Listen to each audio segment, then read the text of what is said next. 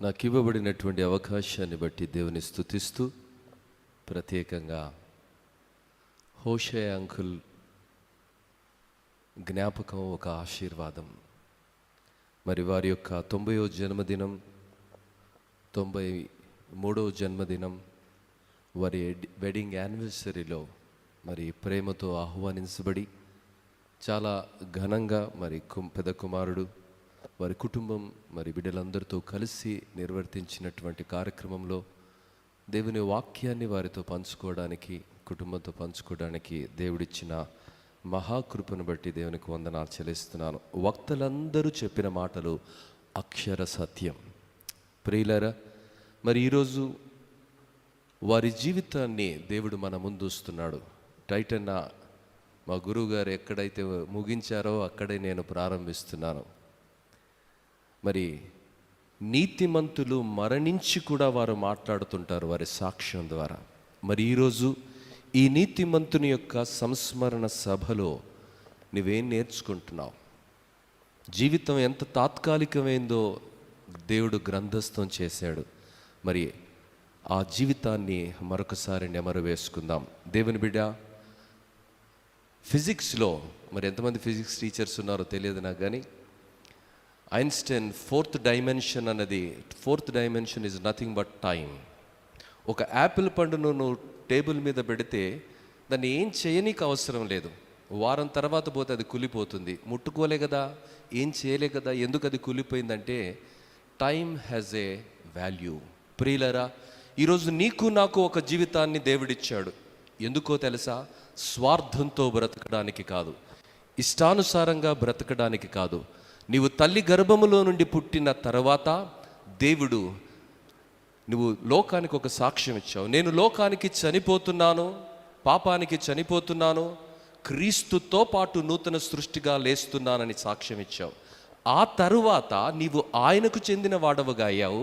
ఆయన కొరకు బ్రతకడానికి నీ జీవితాన్ని, నీ మిగిలిన కాలాన్ని నువ్వు హెచ్చిస్తానని వాగ్దానం చేశావు. దేవుని బిడ్డ, మరి ఈరోజు ఆ వాగ్దానంలో నీవెంతవరకు కృతార్థుడవయ్యావన్నదే ఈ మరణ వేదిక ద్వారా, సంస్మరణ సభ ద్వారా దేవుడు శుతిమెత్తగా ప్రశ్నను మన ముందు సంధిస్తుండగా మన హృదయాలను యథార్థంగా మనం పరిశీలన చేసుకుందాం. ప్రియులారా, we have become so accustomed to so many things. ఏది మనల్ని కదిలించలేకుండా ఉందండి. ఇప్పుడే వక్తలు చాలామంది మాట్లాడుతుండడం నేను గమనించాను. వారు అక్కడున్నారు, చూస్తున్నారు, ప్రార్థన చేస్తున్నారు, కుడి పార్శ్వంలో ఉన్నారు. మీ బైబిల్ బాగా చదువుకోండి. బైబిల్ క్రైస్తవుడవై బైబిల్ తెలియకుండా కొన్ని విషయాలు మాట్లాడకపోవడం కూడా మంచిదే. తెలియకుండా తప్పుగా మాట్లాడదు. దేవుని వాక్యం ఏమంటుందో తెలుసా? నేను వెళ్ళి నేనుండు స్థలములో మీరును ఉండులాగున మరలా వచ్చి నేను మిమ్మలను మొదటి తెస్సలోనికీయులకు రాసినటువంటి పత్రిక 4వ అధ్యాయం సెలవిస్తున్నది, కడబూరం రోగబడినప్పుడు క్రీస్తు యేసునందు మృతులైన వారు మొదట లేతురు. ఫిబ్రీయులకు రాసిన పత్రిక 11వ అధ్యాయం 13వ వచనం ఏమని సెలవిస్తుందంటే, వాగ్దాన ఫలములు వారు పొందకపోయినప్పటికీ అల్లంత దూరాల వాగ్దాన ఫలాలను చూసి విశ్వాసము గలవారై మృతి పొందిరి. దేవుని బిడ్డ, నువ్వు ఇంకా పరలోకంలో ఉంటే దేవుడు రావడం ఎందుకండి? ఆలోచించారా? ఆలోచిద్దాం, వాక్యాన్ని నేర్చుకుందాం. క్రైస్తవుల కుటుంబాల్లో పుట్టాం కాబట్టి, క్రైస్తవ వాతావరణంలో పెరుగుతున్నాం కాబట్టి పరలోకానికి వెళ్ళమమ్మా. పరలోకానికి ఎవరు వెళతారు? పరలోకానికి అర్హునుగా తీర్చబడిన నువ్వు ఎలా బ్రతకాలన్నది ఈ నీతిమంతుని సంస్మరణ సభలో నేను మాట్లాడబోతున్నాను. ప్రియులారా, మరి ఈరోజు every country has its own rules. ఇప్పుడే జేమ్స్ అన్న నేను కలిశాను. ఎక్కడ ఉన్నారా జేమ్స్ అన్న? జేమ్స్ అన్న నేను కలిశాను. ఆస్ట్రేలియా నుంచి నిన్ననే వచ్చానని పాస్టర్ గారు నాకు చెప్పారు. ప్రియులారా, మరి ఆస్ట్రేలియాలో రూల్స్ వేరు, అమెరికాలో రూల్స్ వేరు, ఇండియాలో రూల్స్ వేరు కదా. Country to country rules changes.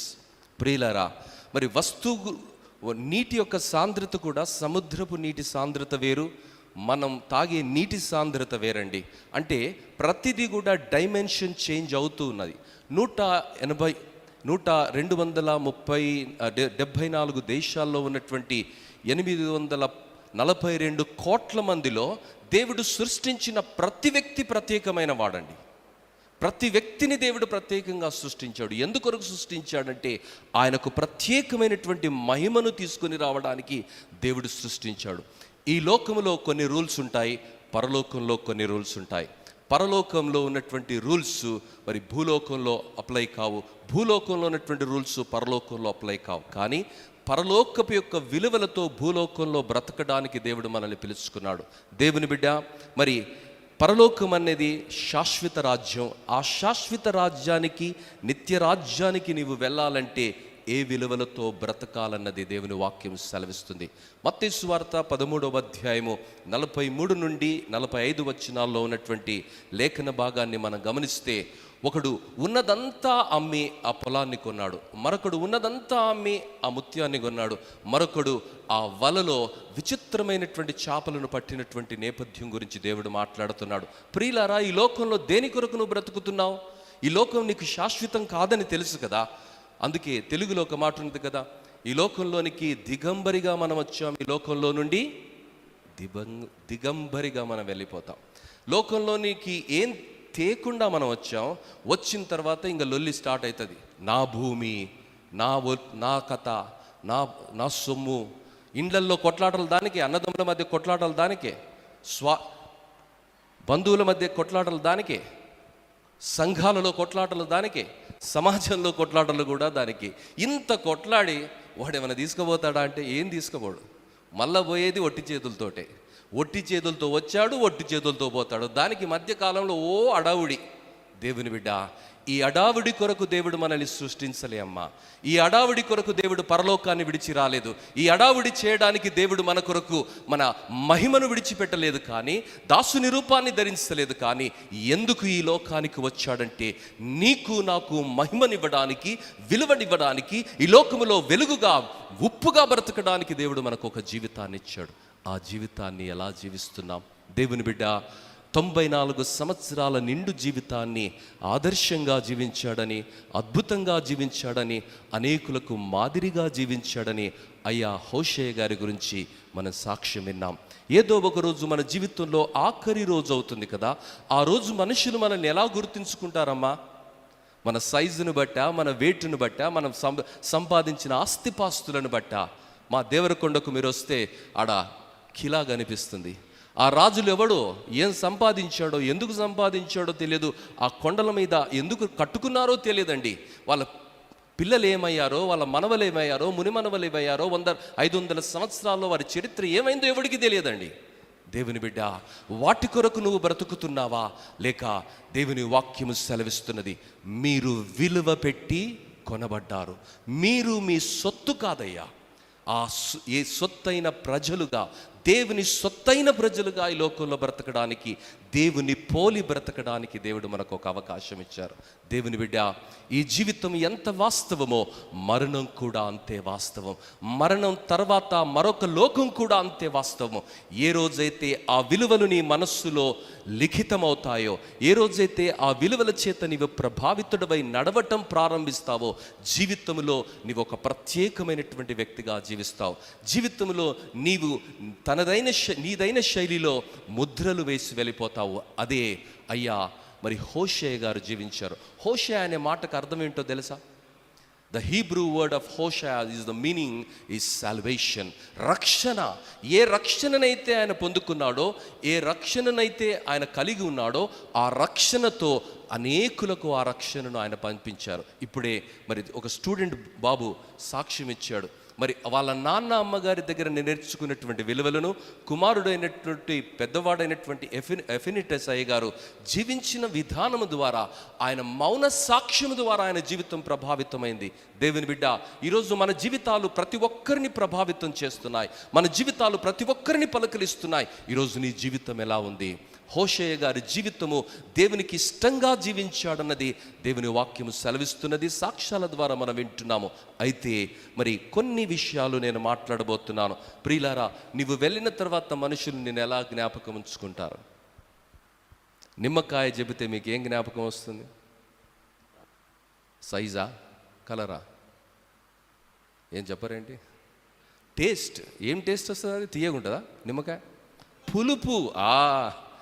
అందరివాడు. వాళ్ళ అల్లులో కానికి నేను టైటిల్ ఇచ్చాను అందరివాడని. అందరివాడు చెప్తున్నాడు ఏమంటే పులుపు. నిమ్మకాయ అంటే ఆంధ్ర నిమ్మకాయనా, తెలంగాణ నిమ్మకాయనా, పసుపచ్చ నిమ్మకాయనా, ఆకుపచ్చ నిమ్మకాయనా, దొడ్డు నిమ్మకాయన, సన్న నిమ్మకాయన, ఇవి ముచ్చట ఎవ్వడు మాట్లాడండి. నిమ్మకాయ పేరు చెప్పగానే నీ జ్ఞాపకాల వీధుల్లో మెదలాడే ఆలోచన ఏంటంటే పులుపు. మిరపకాయ అంటే అబ్బా ఏమో ఫాస్ట్ లెర్నర్స్ అబ్బా మీరు. మిరపకాయ అనగానే కారం. ప్రియులారా, ఆంధ్ర కారమా, తెలంగాణ కారమా, గుంటూరు కారమా, కరీంనగర్ కారమా, ఈ పేచి ఏముండదండి. ప్రియులారా, నీవు నేను మరణించిన తర్వాత మన పేరు చెప్పగానే మనుషులకు ఏం జ్ఞాపకం వస్తుంది? అది నీకు తెలుసు, నాకు తెలుసు. దేవుని బిడ్డ, జీవితం అనేది ఒక అవకాశం. దేవుడు మనిషి జీవితాన్ని కేవలము 80 సంవత్సరాలకు కుదించాడు. మరి ఈ 80 సంవత్సరాలు ప్రపంచం పైన ఒక అద్భుతమైనటువంటి ముద్రను వేసి వెళ్ళడానికి దేవుడు నీకు ఒక జీవితం ఇస్తే, సాతానుడు భ్రమింపచేస్తూ అనేకమైనటువంటి తాత్కాలికమైనటువంటి విషయాల వెంట మనల్ని పరుగులు తీస్తున్నాడు. ఈరోజు ఈ సంస్మరణ సభ మనకు ఒక అవకాశం. నేర్చుకోవడానికి, హృదయాలను పరిశీలన చేయడానికి. 94 సంవత్సరాల నిండు జీవితాన్ని ఆయన ఆదర్శంగా జీవించాడు. నిత్యము ఆయన రాజ్యము కొరకు ఎదురు చూస్తూ ఉన్నాడని సాక్ష్యాలలో విన్నాము. బెర్నార్డ్ అన్న మాట్లాడుతూ హాస్పిటల్కు వెళితే ఆ భయంకరమైనటువంటి వేడిలో కూడా ప్రార్థన చేసుకుంటున్నారు, బైబిల్ చదువుకుంటున్నారు. ప్రియులారా, మరి ఈరోజు నీ జీవితం, నా జీవితము వాక్యపు వెలుగులో ఏ విధంగా ఉన్నది? మొట్టమొదటి విలువ ఏంటంటే లర్న్ టు లవ్. ప్రేమించటం నేర్చుకుందాం. దేవుని బిడ్డ, దేవుని వాక్యము సెలవిస్తున్నది, ప్రేమించటము మనం నేర్చుకోవాలి. ఈరోజు ప్రేమ లేని లోకములో ప్రేమను పంచడానికి దేవుడు మనకు ఆయుష్నిస్తున్నాడు. ప్రేమను పంచడానికి దేవుడు మనం ఆయుష్నిస్తున్నాడు. టైటన్ మాట్లాడుతూ చెప్పారు, వాళ్ళ కలర్ సూట్ అయింది, వాళ్ళ మనస్సు సూట్ అయింది, వాళ్ళ అభిరుచులు సూట్ అయ్యాయి, వారికి వాళ్ళ జోడీ ఈజ్ ద నెంబర్ 1 జోడీ. ప్రియులారా, ప్రేమను పంచారు. వారి జీవితం ద్వారా క్రీస్తు ప్రేమను వారు పంచారమ్మా. ఈరోజు నీ జీవితం ద్వారా నువ్వేం పంచుతున్నావు? ప్రేమను పంచుతున్నావా? ద్వేషాలను పంచుతున్నావా? పగలను పంచుతున్నావా? పంతాలను పంచుతున్నావా? మరి డివిజన్స్ను పంచుతున్నావా? దేవుని బిడ్డ, ఒకరోజు ప్రశ్నించే రోజున్నది, ఒకరోజు మనల్ని అడిగే రోజున్నది. ప్రేమను పంచుదాం. క్రీస్తు ప్రేమను పంచడానికి దేవుడు మనల్ని నిలబెట్టాడు. రిపెంటెడ్ హార్ట్, మరి మారు మనస్సు పొందినటువంటి బిడ్డలుగా మనము దేవుని సన్నిధిలోనికి వెళుతున్నాం. మరి మారు మనస్సు పొందినటువంటి బిడ్డలు ఎలా బ్రతకాలండి? తప్పు చేయనటువంటి వారు పరలోకం వెళ్ళటం కాదండి, తప్పు చేసి పశ్చాత్తాపపడినటువంటి బిడ్డలు, మారు మనస్సు పొందినటువంటి బిడ్డలు. దేవుని వాక్యం సెలవిస్తుంది, unless you are born of water and spirit you will not enter into the kingdom of God. ఈరోజు నీటి మూలముగాను ఆత్మ మూలముగాను నీవు తిరిగి జన్మించకపోతే పరలోక రాజ్యం వెళ్ళవు. పరలోక రాజ్యం ఎవడు పడితే వాడు వెళ్ళేది కాదండి, ఎవడు పడితే వాడు వెళ్ళేది కాదు. ఏ సంఘములోనైనా నీకు రికమెండేషన్ ఇస్తే పాస్టర్ ఉంచుతాడు, నువ్వు లేస్తావు, ఓ బోనఫైడ్ మెంబర్ అయిపోతావు, అంత మాత్రాన పరలోకానికి వెళతావా? పరలోకానికి వెళ్ళాలంటే ఒకడు నీటి మూలముగాను ఆత్మ మూలముగాను తిరిగి జన్మించాలి. మారు మనస్సు పొందిన జీవితాన్ని వాడు బ్రతకాలి. అడ్డగోలు జీవితం జీవించేవాడికి ఎవరికి కూడా పరలోకం కాదమ్మా. మరి అలాంటి ఒక స్థలంలోనికి వారు సిద్ధపడి వెళ్ళినారు. మరి దేవుని వాక్యం ఏమని సెలవిస్తుందంటే, యోహాను సువార్త 14వ అధ్యాయం 1వ వచనంలో, అలాంటి వారిని తీసుకొని వెళ్ళడానికి యేసు ప్రభు మహిమతో రాబోతున్నాడు. మరి ఆ గుంపులో నీవున్నావా అన్నది ప్రశ్న. మరి అయ్యగారు అలా జీవించారని వారి గురించి సాక్ష్యాన్ని పొందారు. 3వ విలువ ఏమిటంటే ఫెయిత్ఫుల్ పీపుల్. ప్రియులారా, పరలోకం అనేది నీతిగా బ్రతికిన వారి కొరకు, యథార్థంగా బ్రతికినటువంటి వారి కొరకు మరి పరలోకం సిద్ధపరచబడింది. హెబ్రీయులకు రాసిన పత్రిక 11వ అధ్యాయం 6వ వచనం ఏమని సెలవిస్తుందంటే, విశ్వాసము లేకుండా దేవునికి ఇష్టుడయ్యుండుట అసాధ్యం. విశ్వాసము లేకుండా దేవునికి ఇష్టుడయ్యుండుట అసాధ్యము. పరిశుద్ధులందరూ కూడా విశ్వాసము గలవారై మృతి పొందారు. అపోస్తులుడైన పౌలు అంటున్నాడు, మంచి పోరాటము పోరాడితిని, నా పరుగును కడముట్టించి విశ్వాసమును కాపాడు. చాలామంది విశ్వాసాన్ని కోల్పోతున్నారండి. యేసు ప్రభుతో ఉన్న యూదా విశ్వాసాన్ని కోల్పోయాడు. ప్రియులారా, చాలామంది విశ్వాసాన్ని కోల్పోతున్నారు. లోకముతో మమేకమవుతున్నారు, పరిస్థితులతో మమేకమవుతున్నారు, నీచమైనటువంటి స్థితిలోనికి దిగజారుతున్నారు. ఈరోజు ఈ మరణ వేదిక ద్వారా, సంస్మరణ సభ ద్వారా దేవుడు మనకు జ్ఞాపకం చేస్తున్నాడు. జీవితం ఎంత వాస్తవంలో, జీవితంలో ఉండే సవాళ్ళు కూడా అంతే వాస్తవం. ఆ సవాలులలో నిప్పులా బ్రతకాలే, రోషంగా బ్రతకాలే, నీతి కొరకు బ్రతకాలే, నిబద్ధత కొరకు బ్రతకాలే, విశ్వాసంతో బ్రతకాలని దేవుని వాక్యం సెలవిస్తున్నది. 4వ విషయము, మన జీవితాలలో మనము పరిశీలన చేసుకునవలసినటువంటి విషయం ఏమిటంటే, ఎంతవరకు విధేయతతో నువ్వు ఉన్నావు. దేవుని బిడ్డ, దేవుని వాక్యం అని సెలవిస్తుందంటే, take up your cross and follow me. మత్తయి సువార్త 16:24 నుండి 28 వచనాల్లో మనం గమనిస్తే యేసు ప్రభు అంటున్నాడు, ఒకడు సర్వలోకమును సంపాదించి తన ఆత్మను కోల్పోతే వానికి ఏమి లాభము? ఏమీ లాభం లేదు. ప్రియులారా, ఈ సర్వలోకం కొరకు ఉరుకులాడుతున్నావే, సర్వలోకం కొరకు నువ్వు ఆశపడుతున్నావే, అదంతా నువ్వు సంపాదించుకునే అవకాశం ఉంది. కానీ పరలోకాన్ని నువ్వు కోల్పోతే దాని వలన నీకు ఏమి లాభము? ప్రియులారా, ఈరోజు మరి సిలువనెత్తుకొని కష్టాలైనా, అవమానమైన, కన్నీరైనా, మరి ఏ పరిస్థితులు ఎదురైనా యేసు కొరకు మనం బ్రతకాలని కోరబడుతున్నాము. అల్లా బ్రతికారని వారి గురించి మనం సాక్ష్యం వింటున్నాం. 5వ విషయము, లివ్ విత్ ఎ పర్పస్. ప్రియులారా, ఈ లోకంలో చాలామంది తాత్కాలికమైన సుఖాల కొరకు బ్రతుకుతున్నారు, తాత్కాలికమైన ఆనందాల కొరకు బ్రతుకుతున్నారు. జీవితం మరి ఆనందాల కొరకు, తాత్కాలికమైన సుఖాల కొరకు నీకు ఇవ్వబడింది కాదు. నూతన జన్మ నీకు ఇవ్వబడింది దేవుని చిత్తాన్ని నెరవేర్చడానికి దేవుడు నీకు ఇచ్చాడు. సొలొమోను మహారాజు 700 మంది భార్యలు, 300 మంది ఉపపత్నులండి. అబ్బా, ఏం ఎంజాయ్ చేశాడని అనుకుంటాం కదా. ఆయన ఏం రాశాడో తెలుసా? ఆయన ఓపెనింగ్ సెంటెన్స్ ఏంటో తెలుసా? బ్యాలెన్స్లో క్లోజింగ్ బ్యాలెన్స్, ఓపెనింగ్ బ్యాలెన్స్ అంటారు కదా. ఆయన లైఫ్ అంతా క్లోజ్ అయినా ఇంకా ఆయన ఓపెనింగ్ బ్యాలెన్స్ ఏమి ఇచ్చాడో తెలుసా? స్టేట్మెంట్, వ్యర్థము వ్యర్థము వ్యర్థము, ఆకాశము కింద భూమిపైన సమస్తము వ్యర్థము, నరుల ప్రయాసమంతా వ్యర్థము. ఆ వ్యర్థమైన వాటి కొరకు, విడిచిపెట్టే వాటి కొరకే నువ్వు పోరాటాలు చేస్తున్నావా? ఈరోజు అన్నదమ్ముల్లో సమస్యలు ఎందుకో తెలుసా? ఆ ఆస్తి కొరకు తమ్ములతో అన్నలు మాట్లాడని పరిస్థితి, చెల్లెళ్ళతో అన్నలు మాట్లాడని పరిస్థితి. ఏ ఆస్తి రా నీ వెంటొచ్చేది? దేని కొరకు ఈ పోరాటాలు? దేని కొరకు ఈ ఆరాటాలు? దేని కొరకు ఈ విభేదాలు? Do you understand the purpose of life?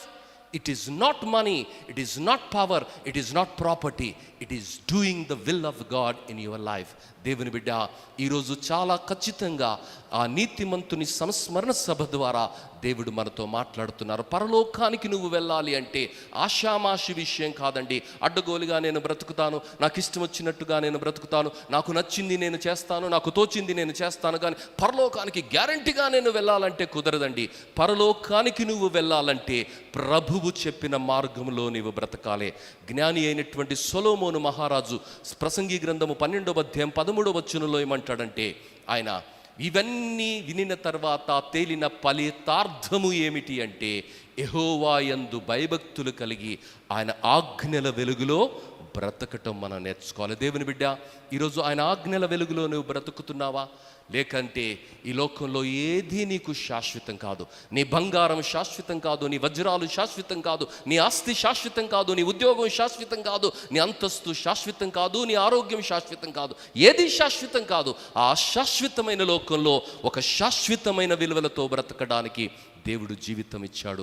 ఆ జీవితాన్ని గుర్తిస్తున్నావా, గ్రహిస్తున్నావా?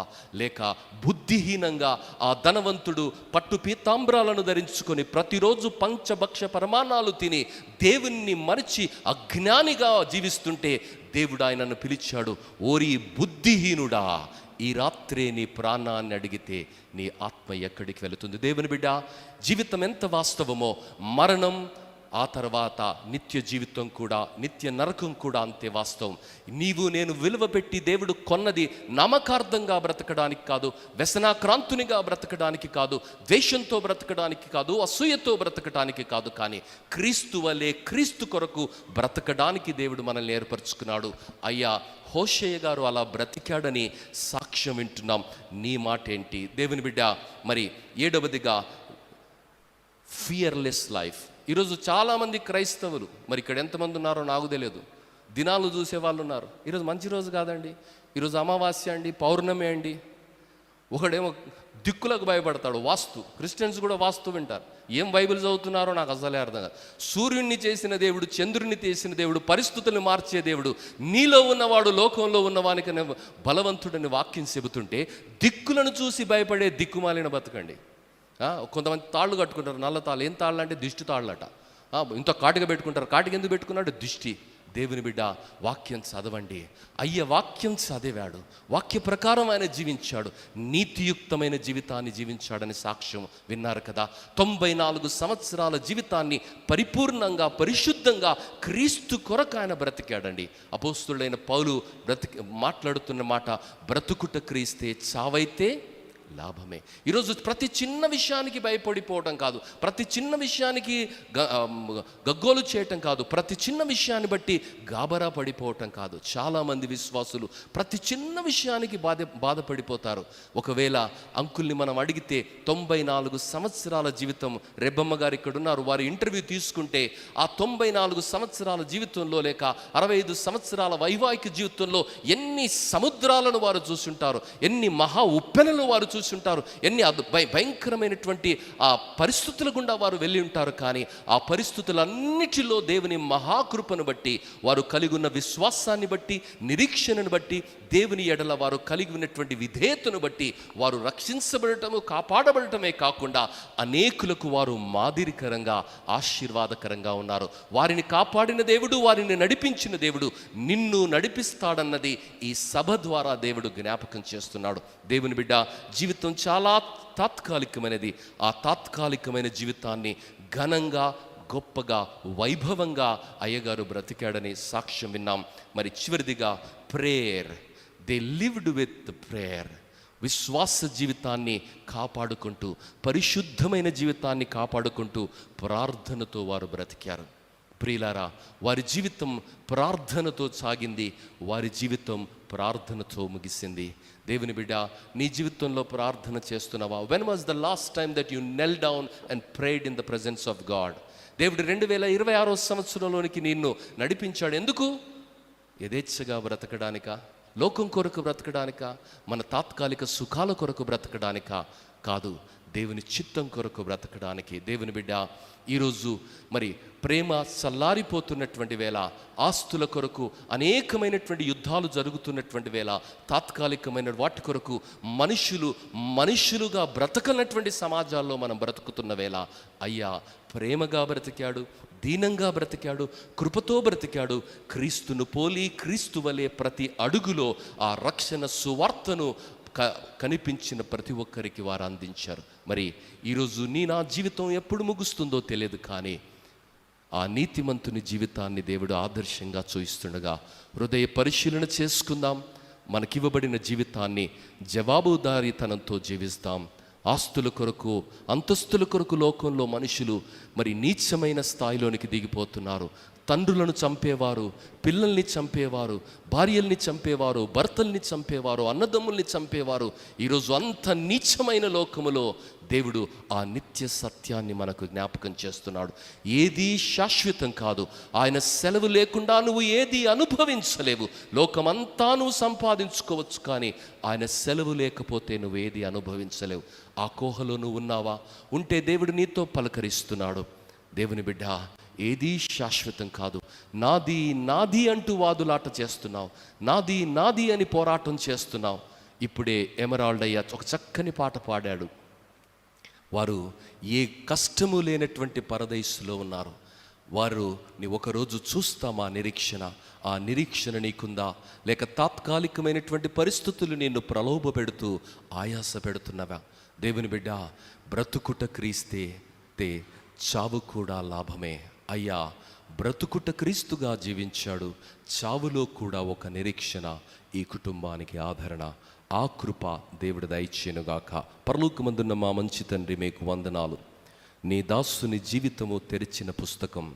వారి జీవితం ఎలా జీవించబడిందో వక్తలు అభివర్ణించారయ్యా. వారి జీవితంలో వారు కలిగి ఉన్నటువంటి విలువల గురించి వక్తలు మాట్లాడారు. వారి జీవితం ఎంత ప్రేరణగా, ప్రోత్సాహంగా సాగిందో, వారి జీవితం మరి ఒక మౌన సాక్ష్యంగా అనేకుల జీవితాలను ఏ విధంగా కదిలించిందో మేము వాక్యములు మరి సాక్ష్యాలుగా విన్నాము స్వామి. చెప్పబడిన వాక్యపు వెలుగులో మా హృదయాలను పరిశీలన చేసుకోవడానికి సహాయాన్ని దయచేయండి. ఈరోజు ప్రభా సమస్య ఎక్కడ చూసినా డబ్బు, భూమి ప్రభా. ఈరోజు వెర్రి వారి వలె మనుషులు పరుగులు తీస్తున్నారయ్యా. డబ్బు కొరకు, పదవుల కొరకు, తాత్కాలికమైనటువంటి అంతస్తుల కొరకు వెతుకుతున్నారు. కానీ నీతి కొరకు, పరిశుద్ధత కొరకు, ప్రభువు కొరకు బ్రతకాలన్నటువంటి ఆలోచన ప్రభా అనేకులలో అడుగంటుపోతున్నటువంటి వేళ నీ దాసుడు హోషేయ గారు సార్థక నామధేయుడు ప్రభా రక్షణ అనుభవాన్ని కోల్పోకుండా నీతిగా, యథార్థంగా, పరిశుద్ధంగా అనేకులకు ఒక ప్రేరణగా 94 సంవత్సరాల పరిపూర్ణమైన, సంపూర్ణమైన, అద్భుతమైన, అందమైన జీవితాన్ని బట్టి మీకు వందనాలు చెల్లిస్తున్నాం ప్రభా. మరి మా జీవితాలలో వారి జీవితం ద్వారా ప్రేరణను, స్ఫూర్తిని పొందుకొని మరొకసారి మా హృదయ పరిశీలన చేసుకొని మా విలువలను నీ సన్నిధిలో, నీ వాక్యపు వెలుగులో బెరాజు వేసుకొని ప్రభా లోపభూయిష్టంగా ఉన్నవి సరి చేసుకొని ప్రభా నీకు ఇష్టమైన మార్గములో మేము నడుస్తూ అనేకులను నడిపిస్తూ లోకానికి వెలుగుగా, ఉప్పుగా, నీ సొత్తైన ప్రజలుగా ప్రభా మరి ఈ లోకములో రాయబారులుగా ప్రభా క్రీస్తును పోలి క్రీస్తు కొరకు మేమందరము తుది శ్వాస వరకు నడవగలిగిన కృపను ప్రసాదించుమని ప్రత్యేకంగా నీ దాసురాలికి మీరిచ్చిన గొప్ప విశ్వాసాన్ని బట్టి, నిరీక్షణను బట్టి మీకు వందనాలు చెల్లిస్తున్నాను. పిల్లలను ప్రభా వారి కుటుంబాలను, మనవలను, మనవరాలను మీరు ఆదరించిన విధానాన్ని బట్టి, తోబుట్టువులను మీరు చూపిన కృపను బట్టి మీకు వందనాలు చెల్లిస్తూ ఒకరోజు వారిని మహిమలో చూస్తామన్న శుభప్రదమైన నిరీక్షణ ద్వారా చేతులెత్తి నమస్కరించి సవినయంగా మీకు వందనాలు, స్తుతులు చెల్లిస్తూ యేసు అతి శ్రేష్ఠ నామములో అడిగి వేడుకుంటున్నాము తండ్రి. ఆమేన్.